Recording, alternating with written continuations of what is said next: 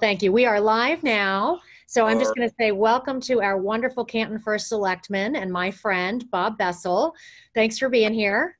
well, I'm glad to be here. Thank you for inviting me. Absolutely. And I just wanted to remind everybody that if you do have questions for Bob, you can put them in the comments and we will get to those as we can. But I'm going to go ahead and just get us started because we have a lot to cover and a lot to talk about. And I know you just came from a really great meeting, so I don't know if you want to start there and share some Sure. of that information. Yeah. It's sort of like when, well, everybody's been worrying about COVID and police accountability and the election and everything else. There's this little thing called trash, that we all Yeah. that we all do deal with. Yeah. And as you may have noticed in the news, we're part of a 50 plus town consortium that sends all of its trash to Hartford, Yes. North End, to get burned into energy and hopefully recycled. And not only is that plant in an awful place for all the As people. all of our plants are in Connecticut. Yep. Yep, yeah, all five of them, Yep. and so that's an environmental justice zone, Absolutely. one of several that have to be dealt with. But that plant is actually falling apart, so it could literally just give up the ghost anytime. Yep. And so the Mira board, Mira is the team, the company, the corporation that handles all of that, recommended that we do a couple of things, handed it out to the legislature. The legislature said, we're not going to fund this, so put it onto the backs of the taxpayers. Mm-hmm. So our fees for using that would go up, I'm thinking a little more than 50%. Wow. For the next 30 years. Yeah. And Canton, like just about all the other 50 towns, said, no, thank you. Yeah. We're not doing that. Yeah. So Katie Dykes, the Commissioner of Department of Energy and Environment, put together a task force, about 190. We had our kickoff meeting just literally closed an hour ago. 190 people from 68 Amazing. towns showed up. 9 county government units, and the idea, and we went over the statistics and everything, and it's some of the things kind of unbelievable. We generate 3.5 million tons of municipal solid waste, Mm-hmm. material solid waste every year. Yep. And about a third of that, a little less than a third is recycled, and the rest is Right. disposed, turned into energy, and maybe a whole bunch goes out of state to landfills, about 4 times as much as 4 years ago. And for construction demolition waste, 90% of it gets shipped out of state. Wow. Something they did not know. Yeah, I didn't know that either. That's a really high number. Yeah, it really is. So it's pretty tough. So we had so what we're going to do is break into working groups, and we're going to meet every 3 weeks, and then come up with recommendations that will be packaged in time in December for the next legislative session. So That's awesome. You I get to certainly hope to be there. Well, and I will tell you, Bob, I talking with the Connecticut League of Conservation Voters, and I was very excited. I actually just received my endorsement from them today. Right. But, we talked a lot about composting. It's something that my family and I have really, for years we composted when we lived in Farmington. We were able to do that because while we did have bears, we didn't have, believe it or not, quite the bear situation that we have in Avon. Really? And even though we're in a neighborhood, we still do have quite a bit of a bear issue here. Wow. And so we have found a way, and I don't want to necessarily give a shout out to one company over another, but we found a company that does a great job. And they, I was surprised at how easy it was for our family to get on the composting train, so to speak. And I can tell you that in 7 weeks, we've already diverted 200 pounds of food waste. And Wow. so we really don't want to be burning that anyway, because it's not good for our environment. And it's something that I love that every week I get the little report that says, this is how much CO2 you've pulled out, and this is how much waste you've pulled out. And so our numbers are getting close. It's almost 200 pounds of waste pulled out and almost 200 pounds of CO2. So it's super exciting. And I've told a lot of people about it because composting, according to Project Drawdown, is actually the third highest, like, how can we help the environment? And that was Wow. one of the things that I actually learned when, talking to League of Conservation Voters, that it's not just this incinerator that's failing, they're all failing, and they're Yeah. all failing at the same time. And we're really in trouble. Yes, So we are. I'm excited to hear what solutions you guys come up with, because we need them desperately. Oh, we do. We really do. And what's interesting is some of the things that came out. I mean, recycling obviously, is part of it. I mean, using, composting and stuff. I've been a composter for years. Nancy doesn't like going out there because all those little, Right. but they're doing their thing, and we've been growing all kinds of tomatoes, and we Yep. have, sort of these guest appearances of different vegetables. Like Yes. we had teeny weeny cantaloupes one year. Where did they come from? Well, We had that happen with pumpkins once. And it was yeah, the greatest thing. We ended up with these wonderful sugar pumpkins, and our girls were really little. And it was like this one day the vine sprouted, and Alan was going to pull it. I said, "Don't pull it, it's pumpkins." yeah. You knew. I got so excited. Oh, I knew. No, I used to grow them when I was little, so I knew. And I got so excited. But that's the nice thing about a lot of these services that are out there now is, you have a bucket in your kitchen, and then they haul it away Yep. for you. And then several times a year, they actually bring you composting back to you. I think that if we can come up with solutions like that for restaurants and corporations and for even our schools, I mean, think about the impact we could really have in getting it out of these failing incinerators, and also making sure that we are, addressing climate crisis. And that sort of brings us around. I'm going to put us in a slightly different direction.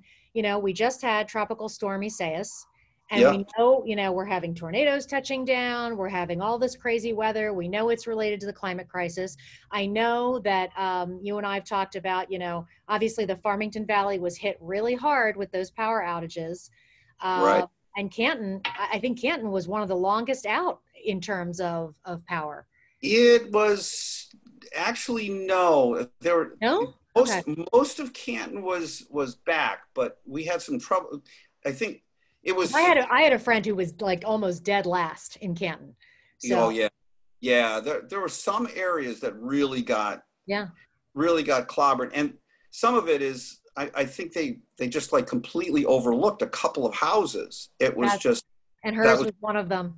Oh yeah, because it was damage to the house too. It wasn't just, so I think that, in terms of, what we're hearing about this Take Back Our Grid Act, and there was another hearing today, and, I know previously, when Tom Savigny was on the Board of Selectmen, he and I talked about microgrids. I know it's something, you've got hydroelectric coming. You want to talk a little bit about that?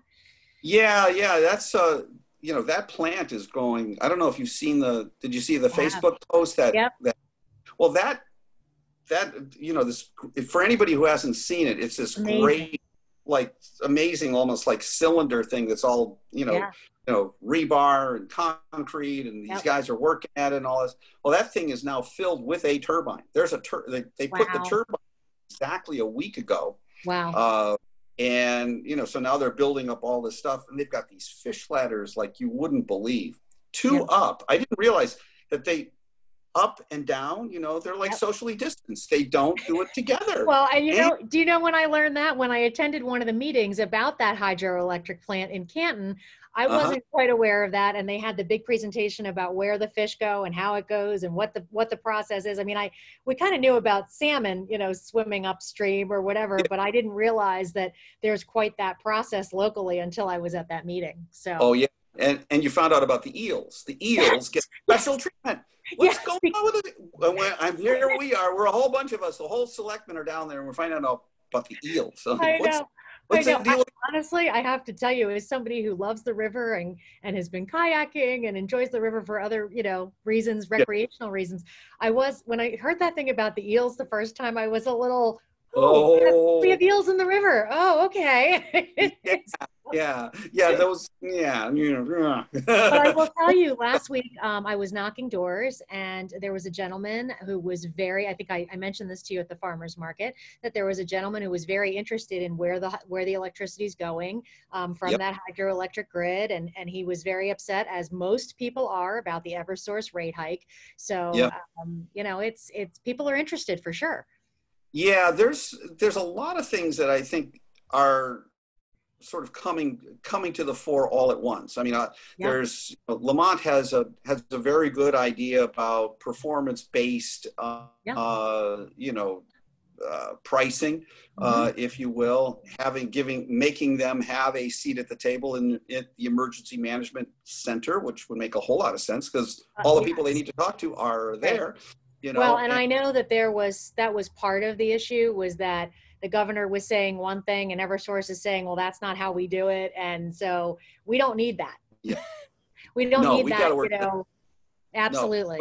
yeah, it's like when the tidal wave is coming towards you, you shouldn't be arguing about who gets No. into the boat first. It's like Right. everybody in the boat, let's go. Yeah. So yeah, we've got to get that mindset up. But there's we've had smart grid technology for years and years, but kind of like, okay, where is it and what does it really mean? It's like, does it mean that if the power is cut off, say between Millstone 1, 2, 3, 45, whatever. Right. Here, can we get it from Hydro-Quebec? Can we get it from somewhere Right. else? And Right. then, does the grid repair itself, if you will, or Yeah. reroute? And I know these things are possible, but the question is, are we going to do it? Yeah. And when? Right. And Are how's we it going to all going to bury work? power lines? Are we going to bury power lines, and when? There was an Yeah, interesting study that was actually done in Virginia a few years back about that. And it's yeah. expensive to bury those power Oh, lines. Well, maybe we're not going to bury all of them. Maybe we're going to bury some of them. But I think that, in light of what happened in 2011, and then in light of what just happened again, I mean, we have to be on top of this. This is not something, because these storms are not going away. It's not going to get any easier. right. So And it's not just the electricity, it's the communication too. absolutely. Area economically, is so dependent on electricity and communications. I mean, Absolutely. let's face it, it used to be, in Canton, but in Avon too, that the bulk of the commerce goes on Route 44. Right.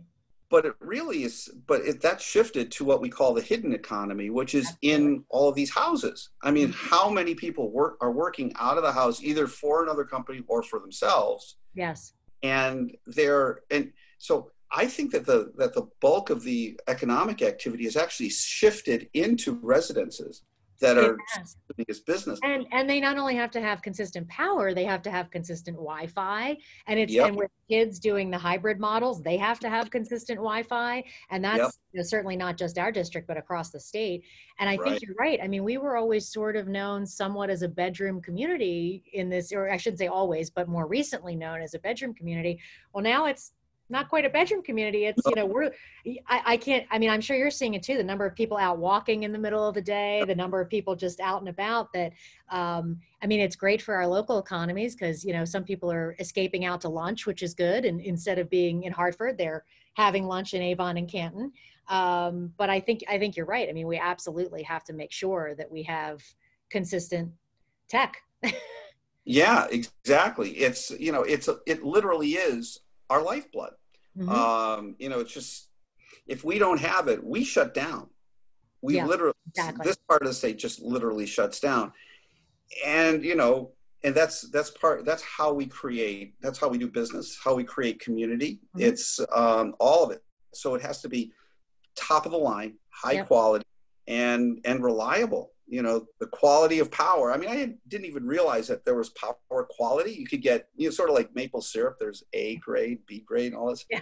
Just like, I was working for a guy. He was in Farmington, actually, right along the Bristol line, and he said that he had to put in these power filters. This is Years 30, ago. 40 years ago. So it's like, what are you even talking about? And he was saying the power fluctuation, the amperage literally fluctuates all day long. Yeah. And he says, it's killing my, he had a networking business. It's killing my networks, killing my servers. Right. I have a power filter. And Yeah. it was a real awakening for me to say, it's like, oh, this is important. This is really, really important. So yeah, it's something. And, you know, of course we have, you know, Whole Foods, I think is a real game changer in our area. You know, yes, Avon got it, but you know, well, yeah, it is what it is. I know, but it was like, I can't tell you how hard you know, the shops tried to get Whole Foods there. Yeah. And you know, we have a great grocer. Timing, you know. Yeah. Yeah. And we love to, I mean, ShopRite's fantastic. I mean, they're such great community partners. I mean, they are phenomenal. Yeah. We love them.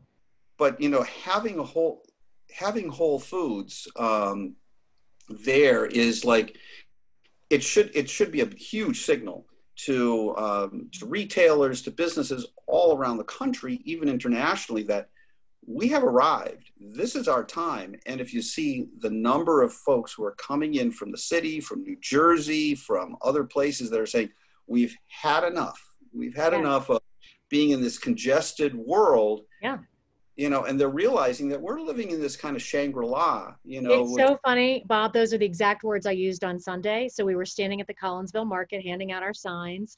And I met these two men who have just moved here from Brooklyn. They could not be more in love with Collinsville. They could not be happier. One of them has actually taken a studio in the Axe Factory because he's an artist, and we all love the Axe Factory and the studios that are in. I mean, it's, you know, what's better than that?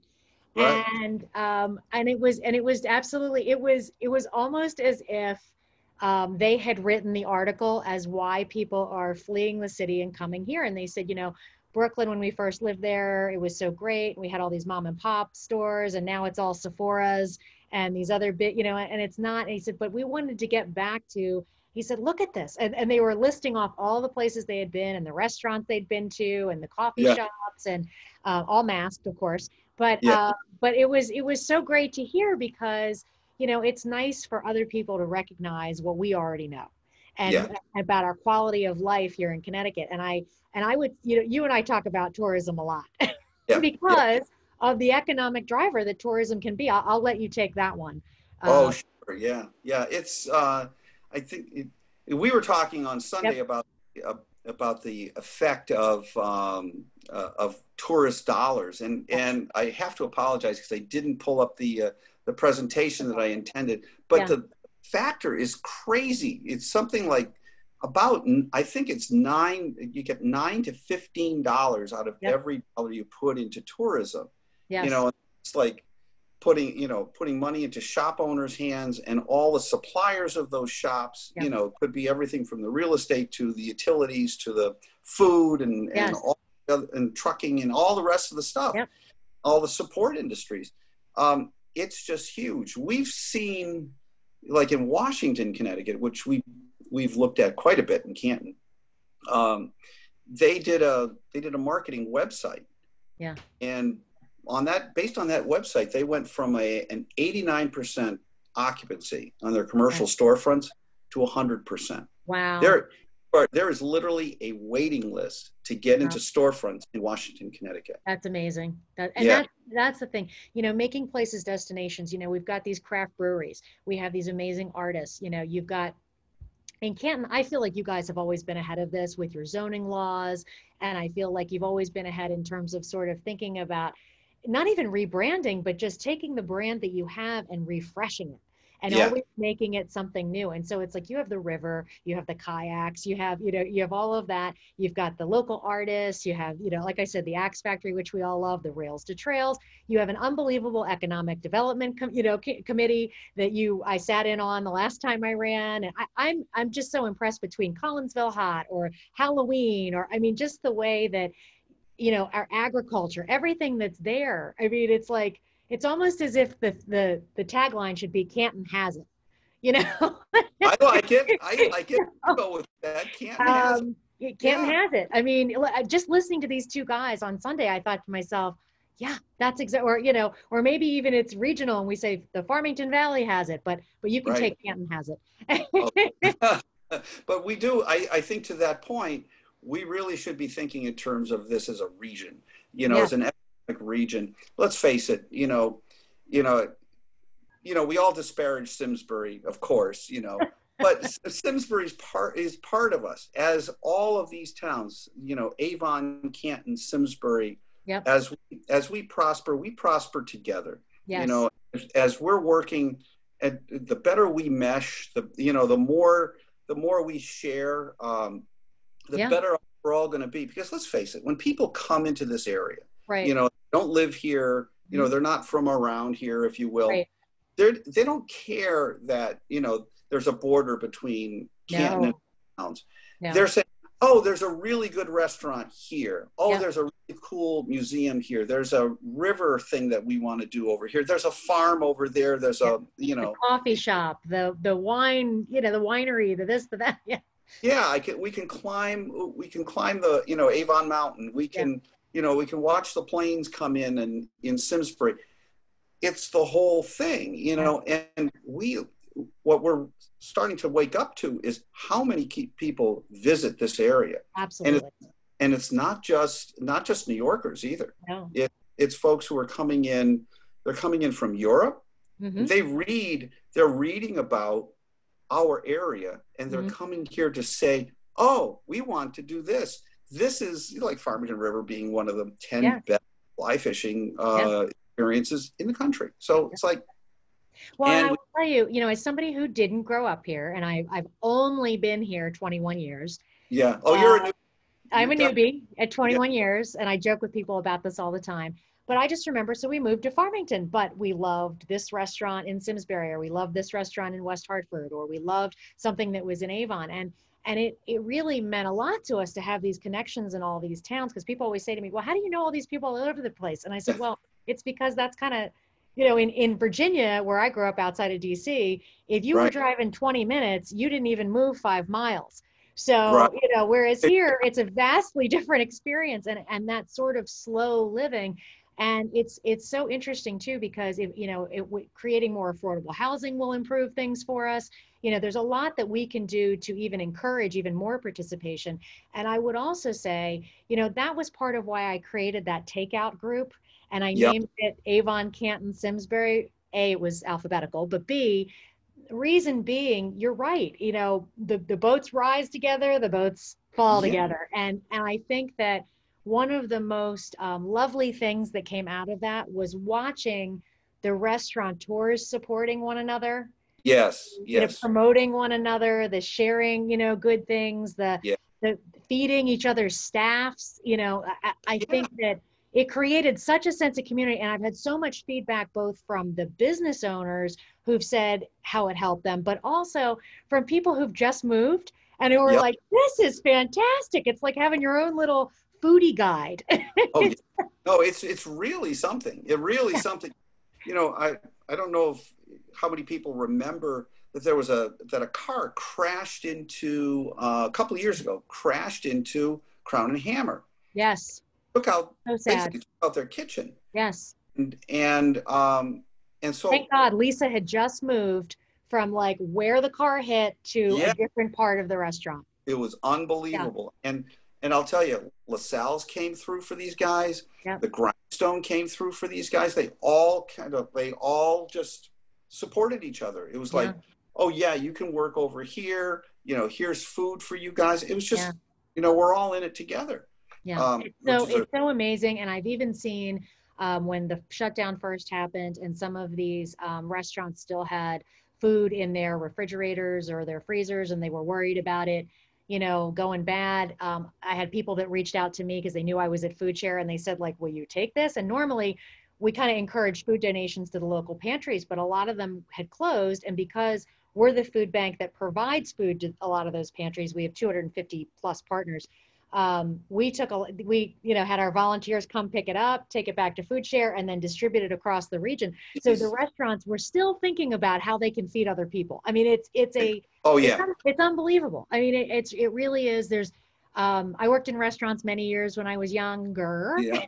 and um, I was going to say young, but I still feel fairly young. Are but young. but no, I think that there restaurant people are a unique breed, and I'm so thankful we have them, and it's interesting to see how so many of them have been able to pivot, Yeah. and it's critical that as we're moving through this pandemic, as we're moving into next year, that we are supporting those small businesses, and like I said, that's one of the things I admire about Canton. You guys do such a great job. Yeah. Yeah. Well, thanks. That's that's music to our ears here. I mean, we've got It's lots. obvious. Yeah, Yeah. that's for sure. Then we've got lots of ideas for how we can get the whole thing, the whole community to thrive. Yes. And we talked a little about on Sunday, you and I, transportation. That's another Yeah, thing we have to really focus on for this right. region again. Yeah, I mean, I think that there's a couple of schools of thought where we would really like to have a bus that actually goes into and out of Hartford at reasonable hours, Yeah. or out that would kind of almost like make sense. Mm-hmm. Like you can Food for certainly. thought. Yeah, I mean, get in if you're going into work for like 8 o'clock or 8:30 or something. You can get in, and Yes. you come out if you leave work at about 4:30 or 5 or Mm-hmm. 6 or something. But if you want to stick around for dinner, if you want Right. to go see a show, if you want to do anything else, Yeah. you know, after 5:30 or so, you're done. There Right. is no public transportation. Right. You're Ubering it, Yeah. So, and that's not conducive to a commuter mentality, society, and everything.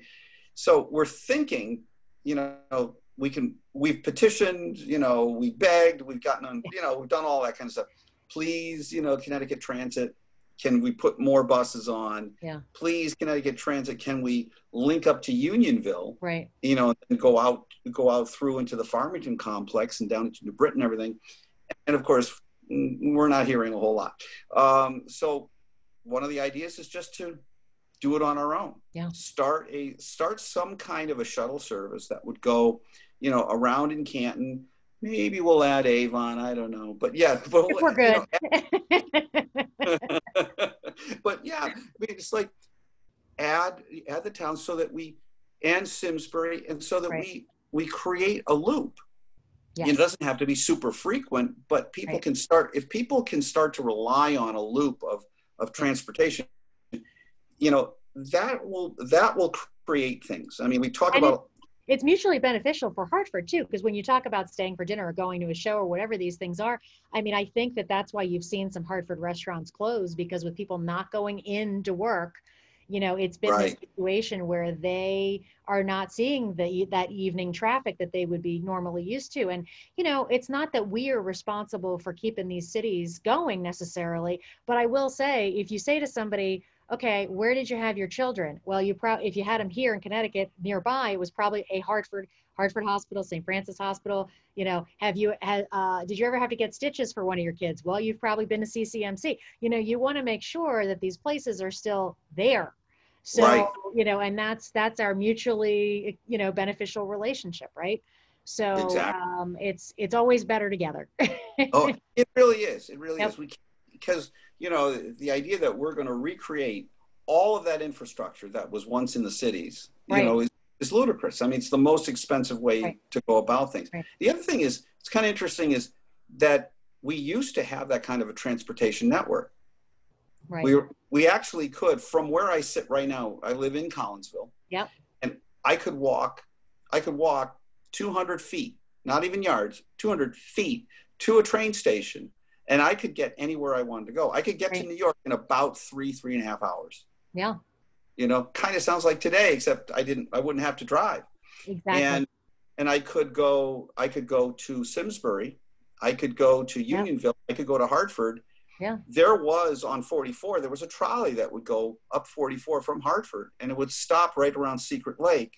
Okay. At that time, they called it Cherry Park because it was a horse racing you know, I right, did know that. Yep. not far from where you live.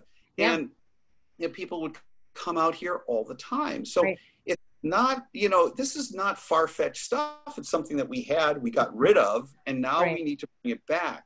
Kind of like Right. Unionville is bringing back, all the Yeah. things that they lost in urban renewal, which is Yeah. something else, where at the same time, the urban renewal folks came to Canton and they wanted to do a project here in Collinsville. They wanted to Yeah. bulldoze Collinsville.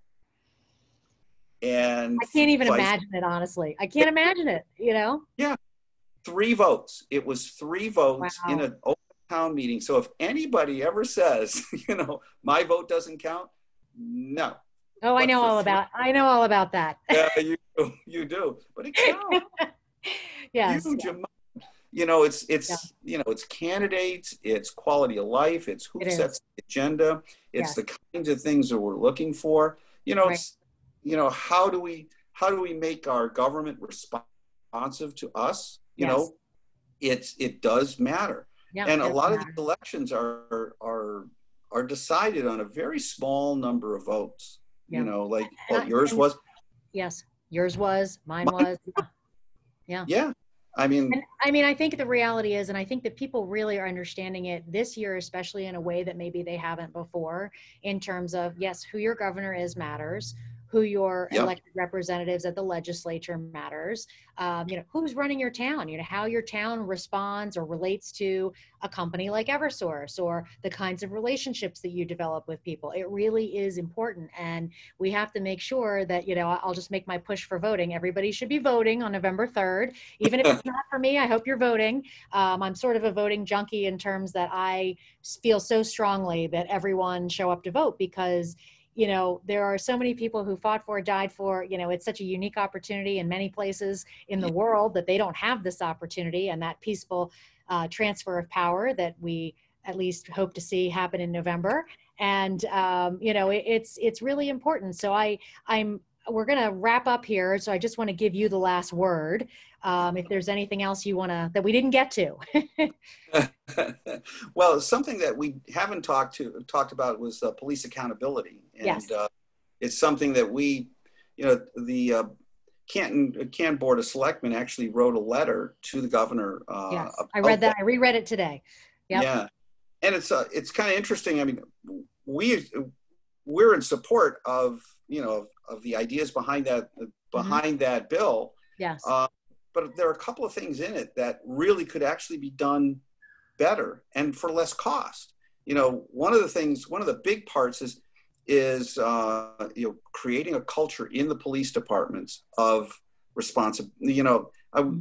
Police departments are responsible but responsive and understanding who they're dealing with. And in Canton, we've gone through an accreditation process we started that a couple of years ago, and we just this year got a Connecticut law enforcement accreditation Tier 1. Right. In this and bill, you're going for Tier 2 next, right? We're going for a Tier 2. Okay. And that's a big deal. That's where all the officers in the department sign on to this thing. They get trained. They get shown, here's what we do, in terms of de-escalating situations, understanding who it is that we're dealing with. Person may be mentally impaired, may not understand English, may not be able to hear for whatever reason the command that the officer is saying. And if that officer starts with a gun, right, holy cow, all of those de-escalation things are just out the window. And it was interesting you say that. I spoke with a retired officer who's now a volunteer firefighter recently. And he said, I was trained in 1976. He said, if we shot at somebody who was running away from us, he said, they'd fire us. He said, because the chances of you shooting the wrong person, were high. He said, I think the training has changed over the last, so it's really good to hear that Canton has sort of been ahead of it. Yeah. But it's an ongoing challenge because, you have all good officers at this point, but somebody may have, be destabilized by, let's face it, policing can be traumatic. I mean, you encounter accidents, you encounter incidents, And, Yes. you know, a number of police actually, you know, experience post-traumatic stress disorder, you Yeah. know, so, you know, it's really a really important component of that legislation is training, you know, and actually assessments, mental health assessments to see, Exactly. are you still okay? You know? Right. And I think that they do need to be frequent. And in the same way that, they give psychological testing before you go into the military, you have to make sure that, and because unfortunately, trauma can occur at any time. Our understanding of trauma has changed over the last decade. We used to only hear about PTSD in terms of you've been to war, Yeah. where we know now that trauma can mean lots of different things. We have Yes. children who are experiencing trauma. We have adults experiencing trauma. Yeah. And so it's really critical. I spoke with a voter on the phone recently who works in the schools, is a psychologist, not in one of our districts or one of our towns, but she was discussing about sort of the collective trauma that we're all experiencing right Sure. now in the middle of this pandemic. So I think that that's part of the right track. And then also making sure that, the training that you recognize that you are dealing with a citizen who may be having one of those things that you mentioned. So Right. Yeah. the training is critical. It really is. And then also reinforcement. So if, you know, Yeah. if I'm trained, but someone else on the force is not, Mm-hmm. or somebody else on the force is like saying, that stuff's not really important. Right. You know, a whole lot of things, bad things can happen right there. Right. It's like the whole team needs to embrace it, Yeah. live it, enforce it amongst themselves and say, no, this is the way we do it here. We don't do those other things. Right. You know, so in this department, we Creating don't. a culture of Culture. yes. You know, Mm-hmm. and that's really the key. And that's what you're talking about with your retired officer. I mean, I've talked to so many of these folks who said they never fired their gun. Yeah. Not once in 30 years of police duty. Never fired it, never needed to. You know? I also would point folks to, as we wrap up here, that there was a really fascinating, and I will have to look up the actual title to put it in the comments, but there was a great podcast about the show Cops and how the show Cops, having been on for decades, influenced not only who wanted to go into policing, but actually influenced police procedures. And, art imitating life, life imitating art, you have to be very careful. And I think that some of that is pretty obvious when you look at the difference in when you talk to these retired officers who say they've never had to fire a shot, or, how they managed certain situations, over the course of time. And then, our guest next week is actually Ruth and David Mandel of Safe and Together Institute. Yeah. And, talking about the number of police officers that have excessive force complaints and the domestic violence connection there. And about, yes, there are good officers who will slip you the phone number of Interval House, but there are other officers as well that in a domestic violence situation maybe are not as empathetic as they perhaps could be because of maybe what goes on in their own home. So we have so much work to do and so many things to talk about. Right. Yeah. And a lot of it is, the suggestion of, putting a social worker, in as a first responder. There's a budgetary impact to that. Correct. There is. So, and the other thing is there's a danger impact to that too, where it's like you go into a domestic violence situation, so you have no idea what you're walking into. Domestic dispute could be anything. It's that's where de-escalation is so important. It's critical. It's all of that stuff, being able to read it and then call in the resource, recognize what resources you need to bring in. Hopefully it's not medics, it's a social worker, and somebody to deal with it. Yeah. So I don't want to overstay my welcome here. We're good. No, we usually go 30 to 40, and I think we did really well. And I so appreciate your time, and I'm so glad that we were able to cover such a wide swath of topics today. And I just appreciate you being here. Thank you so much, Bob. Well, thank you. Thank you for the opportunity. It's great to be here. Always good talking with you, Eleni. We're always talking, I feel like. That's true. That's true. Right. All right. You take care now. Thank you so much. You too. All right. Bye-bye. Bye-bye.